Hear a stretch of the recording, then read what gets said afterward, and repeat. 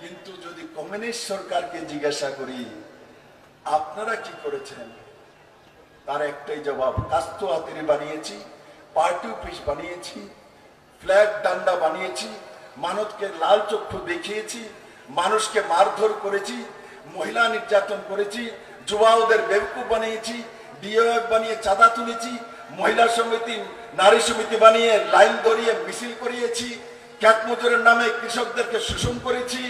তারপর যদি যদি কোনো কার্যক্রম, আজকে ধনপুরে এই কার্যক্রম হচ্ছে, কমিউনিস্ট যদি এই কার্যক্রম করতো আর মানিক সরকার যদি আসতেন, ধনপুরের মানুষ 10 দিন যাবত চাঁদা ব্যস্ত হয়ে যেতেন, বাড়ি বাড়ি চাঁদা তুলতো।